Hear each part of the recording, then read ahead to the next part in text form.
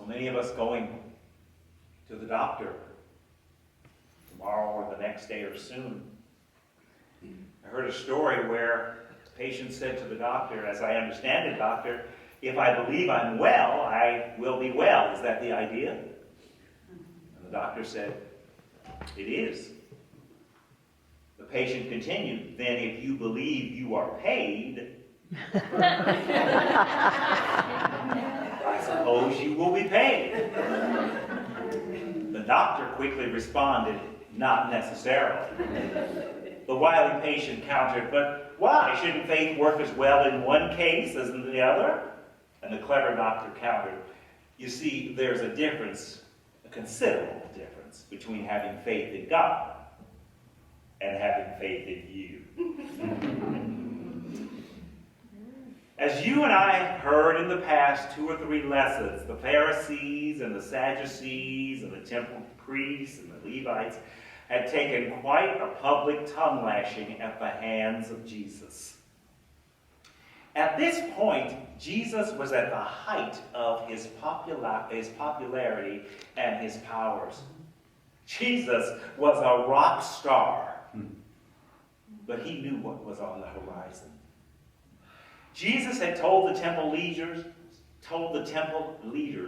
the Sadducees, the Pharisees, and those who followed King Herod, the Herodians,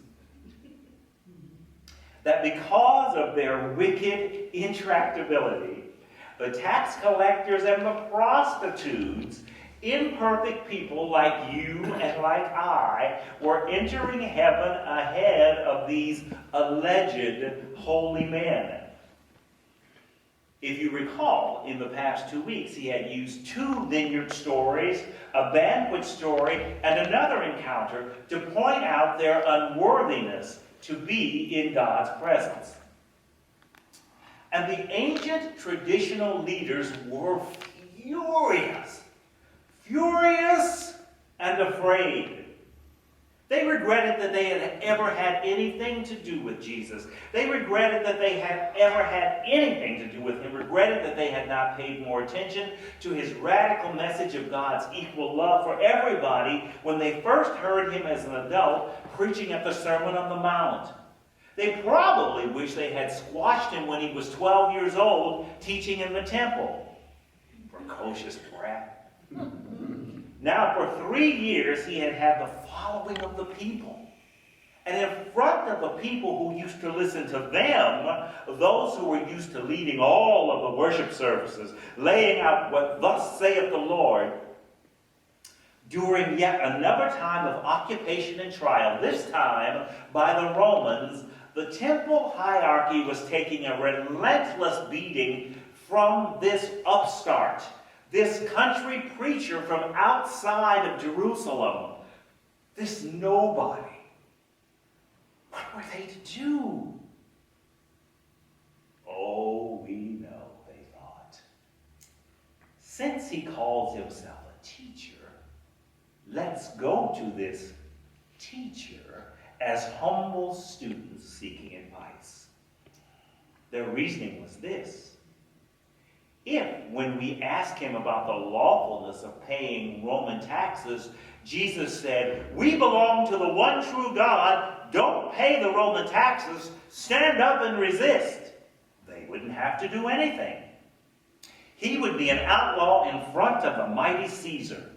Imperial guards would arrest him and throw him into prison. What would be the charge?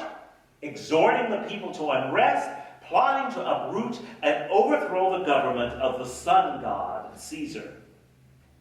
You see, in most countries, democratic or not, even in our beloved homeland, the United States, there is a limit to free speech and free action.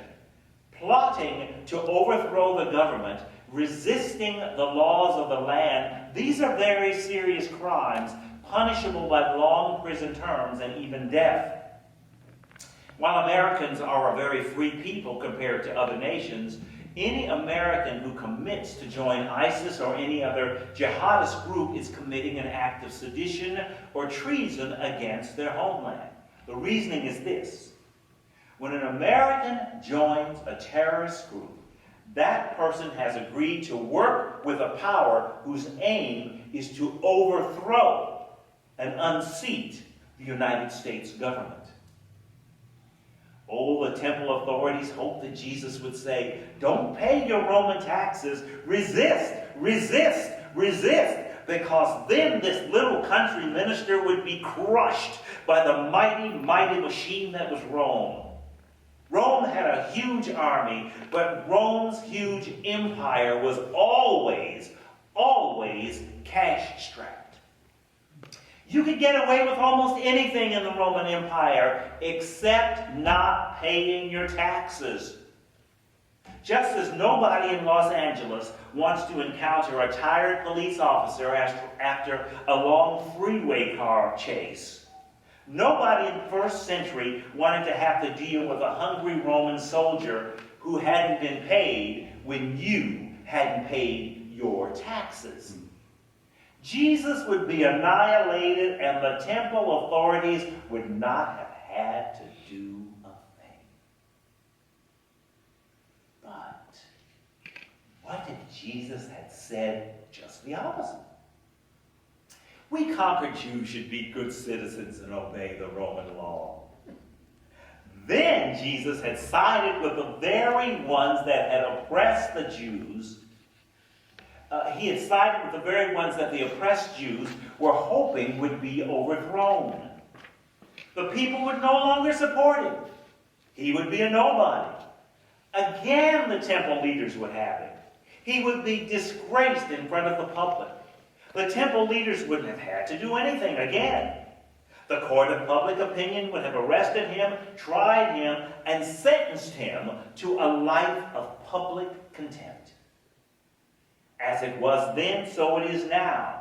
You and I have seen what happens when public opinion turns against media figures, whether they be presidents, former governors, or sports figures. They fade away. They become powerless. So by asking the simple question, is it lawful to pay taxes to the emperor or not, the temple officials had cleverly put Jesus in the same position that he had put them in when he asked them a short while ago, the baptism of John the Baptist, was it from God or was it from man? If you remember, the temple officials went into a huddle and they said, if we say from God, he will say, then why did you not believe? And if we say from man, the people will be angry because they regarded John the Baptist as a prophet. If you remember, during that encounter, the temple folk took what in 1791 in the United States would be later ratified into the American Constitution as the Fifth Amendment, the right not to incriminate themselves. At that time, they said to Jesus, and I know you remember, no. But I am reminded of a story from the Gospel of Mark, the 10th chapter, the 21st verse, where before Jesus answered the rich young ruler who had kept the law, the scripture said, Jesus looked at him and Jesus loved him. I am sure that Jesus loved the Pharisees, Sadducees, the followers of Herod, and the temple officials, even as they stood as a group to do him in.